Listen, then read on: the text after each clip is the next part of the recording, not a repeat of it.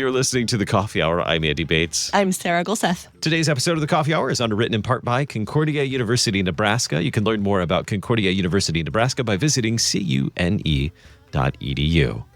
It's a great day for history. Looking forward to digging into more of the history of the Lutheran Church Missouri Synod and Lutherans in North America. For this series, our guest is Reverend Dr. Lawrence Rast Jr. of Concordia Theological Seminary in Fort Wayne, Indiana. Dr. Rast, welcome back to The Coffee Hour. Thanks. Wonderful to be with you. This history is fascinating and so interesting, and I'm glad that we have this opportunity to spend some time with you learning about our history as we prepare for the convention of the Lutheran Church Missouri Synod. Last time we learned a lot of history that brings us up to now the Saxons, because there were several different groups of the states that made up the German nation, the Holy Roman Empire, German nation. But now we've moved forward in history, and so now we have the Saxons that have immigrated to the states. Where does that bring us? What do we need to know about the Saxons and their settlement here in the states and what that means for the church? How much time do you have? No, I'm kidding. 5 hours. That's about how long it typically takes me to do this. Briefly, there's a great book called Zion on the Mississippi. It's extensive, it's well documented, and it's pretty well written, although it's a long book, and it takes some discipline to get through it. But the whole story that we're going to look at really briefly here is told there and told well. The Saxons who end up forming the Missouri Synod they really have a significant impact on the formation of the Synod in several ways, largely due to the experiences they have, unhappy experiences in some ways, in coming over here to America. And to make the very long story as short as I possibly can, it centers around two men. One is named C.F.W. Walther, who ends up being the first president of the LCMS. Remarkably gifted man in any number of areas, including as a musician. He really wanted to be a musician as a young man. His father, who was a pastor, said, "9, and you're going to be a pastor, and you're going to be in the family business, as it were."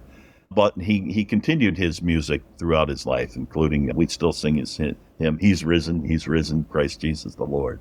And he played the organ at congregations in St. Louis pretty regularly, so he stayed with it, to his credit. Wonderful. But Walther's one of them. The other is a pastor by the name of Martin Stephan, who was a pastor in Dresden, Saxony, and in kind of an unusual circumstance, he served an ethnic congregation, if we can call it that, of Bohemians, so Czech speakers and German speakers, obviously, as well, but always with a Czech accent.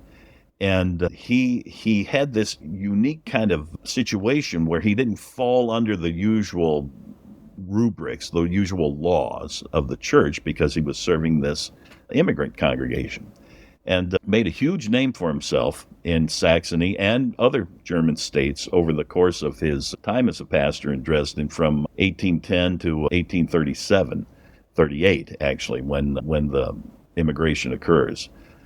But he preached, he was part of what was called the Erweckungsbewegung, or the awakening movement, and this return to Lutheran confessionalism, and an emphasis on timeless truth as rightly confessed, not only in the scriptures, of course, as the basis, but also then in the Lutheran confession. So this movement that really kind of kicks up after the 300th anniversary of the Reformation, and he's part of that and makes a big name for himself. And as a result of that, and also some quirky habits as an individual, how's that for putting it, ends up being really pursued pretty vigorously by authorities in Dresden. And, you can read all the details in Zion on the Mississippi, but to make that story as short again as possible, he and his followers, which will include people like C.F.W. Walther, decide that they're going to go to America for the sake of religious freedom. And Walther's gotten connected to him after he experiences a really crisis in his own life as a student at the German University of Leipzig, when he's confronted by extreme rationalism. And, it's just really, really struggles with that, and also his own lack of personal piety as he sees it, although seems like a pretty pious guy to me, but he's not convinced. And so he seeks spiritual counsel from a pastor and he's guided to Martin Stephan. And Martin Stephan writes him a letter. Walther later calls it the comforting letter, that just kind of opens up the gospel to him. He'd been living very much under the law. And Stephan says, of course there's law, and the law condemns, but here's the gospel that is centered in our Lord Jesus Christ. And Walther says, I was freed.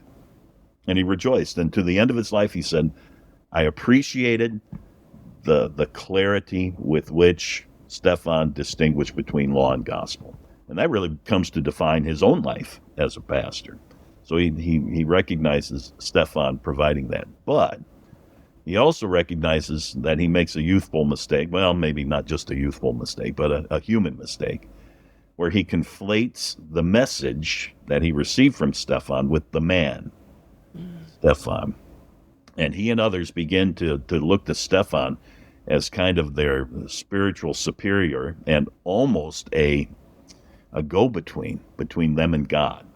And so when Stephan is perceived to be persecuted for his preaching, teaching, and other quirky activities, these younger pastors and a lot of people in the congregations in and around Dresden say the church is gone here in Germany.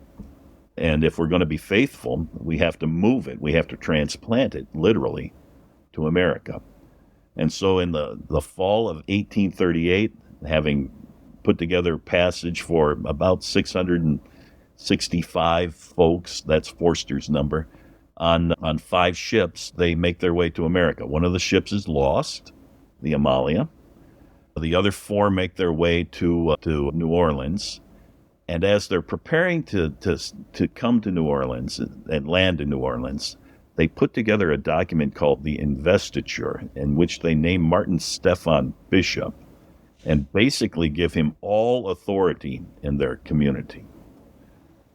Well, that doesn't turn out well, as you might imagine. There's conflict, there are accusations against Stephan of inappropriate relations with women and inappropriate use of community funds and all sorts of stuff.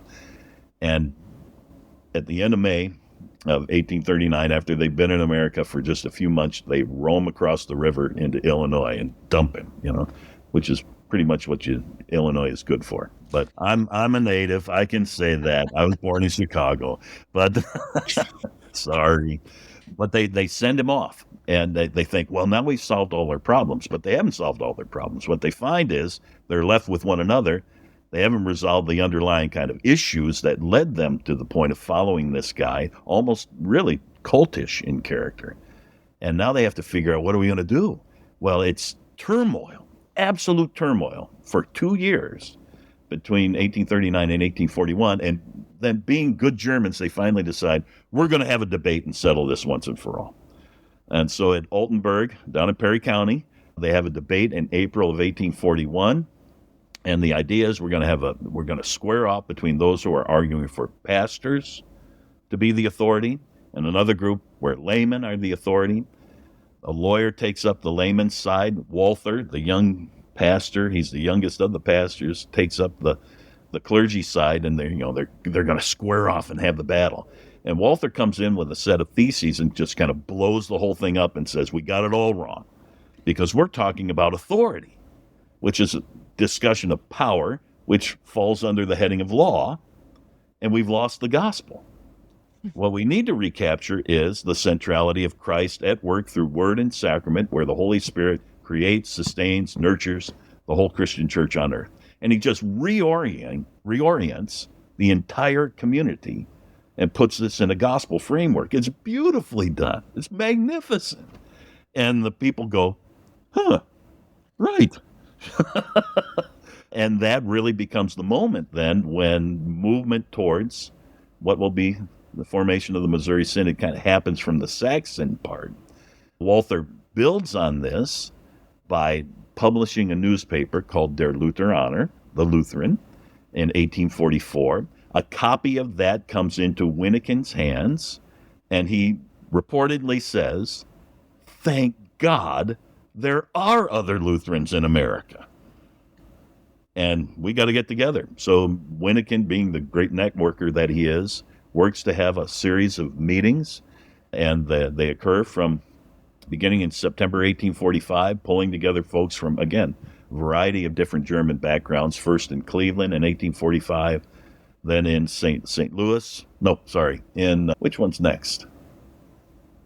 St. Louis in May of 1846, and then Fort Wayne in July of 1846. And there at St. Louis, they draft a constitution, and in Fort Wayne, they revise it, and then they prepare for a meeting in Chicago in 1847, and that's where the Missouri Synod will actually be formed. That is quite the history. There's a lot of drama, and I know there's a lot that we don't even have time to talk about that happens through all of this and all of these different people that played a role in all of this formation. And we have one more break to take, and then we gotta tie some bows on this in the next 12 minutes to connect it to where we are today. I know. We're there. We're in Chicago. On the cusp. Yep. We're talking with Dr. Larry Rast of Concordia Theological Seminary in Fort Wayne. We'll be right back. You're listening to The Coffee Hour. I'm Sarah Gulseth. I'm Andy Bates.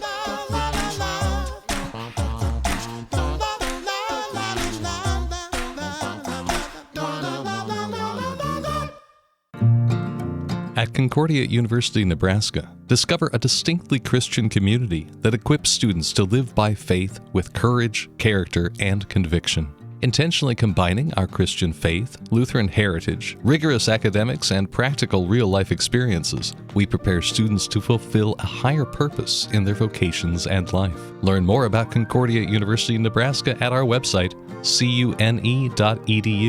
That's cune.edu.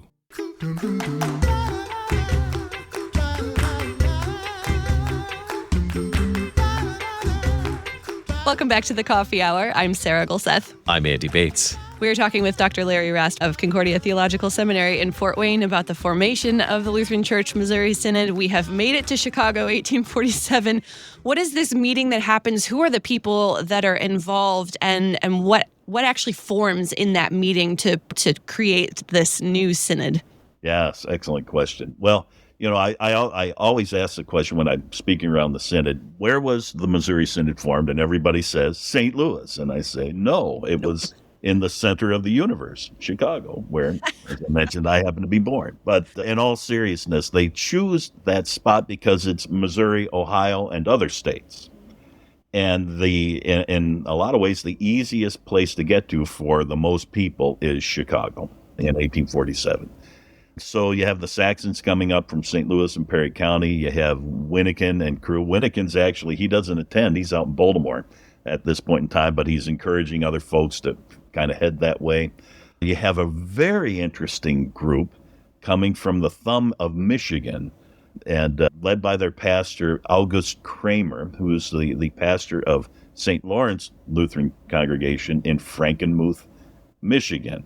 And he's become aware of this movement. He actually participates in the July 1846 meeting that when the Saxons come up from St. Louis. And Kramer actually tells the story of meeting Walther for the first time, where he's at this dumpy little town. I shouldn't call it that. This nice little town called Junction, Ohio, which is just east of the Indiana-Ohio border on the Wabash and Erie Canal. And it's at the junction of a couple of canals, and that's the way the guys come up. And Kramer's very excited to meet Walther. And he's waiting, the boat's late, and this group is anticipating the arrival of the Saxons. And here comes the boat finally up this other canal. And Kramer sees him and says, well, I didn't know which one he was, but I saw this very gaunt, skinny man with the largest nose. And it turns out to be Walther. But they end up having this marvelous working relationship over the course of the remainder of both their lives. Walther dies in 1887 and Kramer dies in 1891. And they just work hand in glove. And it's this, they come from different parts of Germany. Kramer's a Franconian, Walther's a Saxon, but they share a biblical confession. And that guides all of their work together. It's a beautiful thing to see, and that happens with a lot of folks. Well, so the Frankenmuth folks and the other Franconian colonies in the Saginaw, Michigan area come and participate in this as time goes on. So again, you're drawing together folks from a variety of backgrounds and variety of areas. Walther's own congregation is a little suspicious of the whole endeavor because it seems like, the pastors might want to have too much authority. In time, they are able to incorporate into the Synod's constitution the very important point that every congregation remains autonomous, that is self-governing. But one of the ways they express their self-governing is to be a part of the Synod. So we work together in Synod to do the things that we as an individual congregation could not: mission work, publishing, seminaries, etc. But those are kind of the three biggies. And so those are central, really, to the Synod when it's formed. Mission work, which initially means intermission, local kind of mission, but in time will grow into international mission. And publishing, there's kind of ad hoc efforts at this, but very shortly it becomes focused in what today we know as Concordia Publishing House, which does such tremendous work. And then, of course, 2 seminaries. And these 2 seminaries actually predate the Synod. What's today Concordia Seminary St. Louis is founded in Oltenburg in December of 1839. So even as the Saxons are just getting going, they form their first school.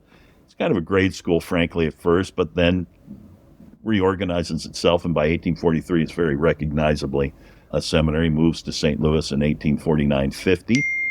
And the other seminary, as some folks will say, is founded in Fort Wayne in October of 1846. It's founded by Friedrich Wyneken with the help of Wilhelm Leah, but the guy they call to serve as president is this Silesian military man in his first career named Wilhelm Seeler. And he comes in and oversees the seminary's work during its first Fort Wayne stay, which is 1846 to 1861. Then the 2 work conjointly because Germans are cheap and they're trying to save money. So they're both together in St. Louis from 1861 to 1875, but the Synod grows so quickly that in 1875, the practical seminary, as it's called, moves to Springfield, Illinois. It's there from 1875 to 1976, and then 1976 back home again in Indiana. And that's where I'm sitting today as I'm talking to you and looking at our beautiful chapel. So we're really blessed with 2 robust seminaries that predate the formation of the Synod itself. And so you hear what's important to the Synod at its formation: mission work, initially internal, but then overseas, publishing, and training pastors, and as time goes by, church workers of all sorts. So they're clear right from the get-go. This is what we're about, and that's what we're still about. And when you get to the convention in Milwaukee, you're going to see that's what we still do. Tell us about where we go from there. That the forming of the Synod, the German Evangelical Lutheran Synod of Missouri, Ohio, and other states. Did I get all that right? You did. Well done. And forming of that Synod to then subsequent meetings after that. Presently, we meet every 3 or 4 years now. Mm-hmm. Early days of the Synod, how often were they meeting and what were they accomplishing or not accomplishing in that time? It's very interesting to read the early proceedings of the Synod, although most people probably wouldn't agree with me on that. It can be a little dull, but to me it offers a window into what they thought was important and how they wanted to impact not only the larger kind of religious landscape of America, but especially local communities, because the congregation is central. That's where the word is preached, sacraments are administered. So everything is really geared from the Synod side to support that. And that meant initially we were going to meet every year. And when we were tiny, we could do that. But as we get bigger, we move to different times for meeting. Typically, maybe that's the wrong way to put it. What we've used, the pattern we've used for most of our history has been to meet every 3 years. Obviously, with the pandemic, we did a 4-year cycle this time, which is some folks would, I think, be pretty supportive of. Also, however, before, from 1965 to 1983, we met every 2 years. So we went to a 2-year cycle. Although, interestingly, we would only have an election for president and vice presidents every other synod convention. So 1965, we elected Oliver Harms president, and he was not up for re-election until 1969. He was replaced by J.O. Preuss, and Preuss served from 1969 to 1981, but only had elections in 73 and 77. So different kind of a way of arranging it. And that's just a matter of, what do you think works best? So we'll see. I don't want to go to every year. That I will fight against with all of my being. But I'm pretty flexible otherwise. I don't think we'd survive every year conventions. I think you're right, Sarah. Once every 3 or 4 is plenty. Plenty. So as we're leading up into convention, learning all of this history, what are some things that we can learn from all of this history of the past of why we became a synod, the important things that are still important to us today, and maybe some things from some of the key figures as well, these men that we can look up to as some of the, heroes of the faith, heroes of our founding that had very good ideas and very solid biblical grounding for what we do together as synod. That's good. Yeah, that's a wonderful question. I am, again, kind of focusing on the reasons for formation. And in the first constitution of synod, we're very explicit about that. Why do this? Well, to support one another in what is really the central work of applied in the context of the local congregation, or to carry on the kind of work that a local congregation typically can't do on its own. So above and beyond all other things, the synod exists to support congregations. Now, in 1854, we had grown so fast, so quickly. In 7 years, we actually said, the structure we have isn't sufficient, so we need districts.